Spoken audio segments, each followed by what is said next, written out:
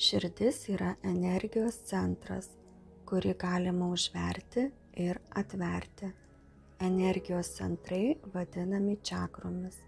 Tad jeigu uždarote savo širdies centrą, energija nebegali įtekėti, o jei nėra energijos, įsigali tamsa. Priklausomai nuo to, ką savyje užveriate, jaučiate arba didžiulį sutrikimą, arba poliarizuojantį vangumą. Jūsų viduje yra nuostabus energijos šaltinis. Jei esate atviras, galite jį jausti, tačiau jei užsidarę, jo nebepatirite, o šis energijos srautas plūsta iš pačių jūsų būties gelmių.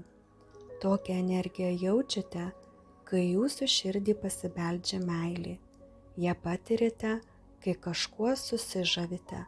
Atrodo, kad energija tiesiog jūs užplūsta. Kai užsisklendžiate, energijos srautas nutrūksta, tačiau jei atsiverite, ji vėl ima laisvai plūsti jūsų viduje. Atsivėrę, įsileidžiate energiją į savo vidų. Užsisklendę, ją užblokuojate. Jei patirtis buvo neigiama, esame linkę užsiverti, o jei teigiama, atsiverti. Uždarę širdį, iš tiesų nuo nieko neapsisaugote. Tiesiog atskiriate save nuo vidinio energijos šaltinio. Jei taip tęsite, galiausiai liksite įkalinti savo paties viduje.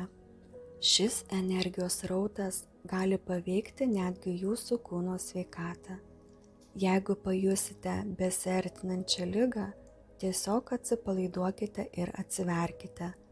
Taip įsileisite į save dar daugiau energijos, kuri gali jūs išgydyti. Energija gali gydyti. Atverti ir išlaikyti atvirus energetinius centrus padės meditacija, sąmoningumo ugdymo pratimai ir tikslingos pastangos.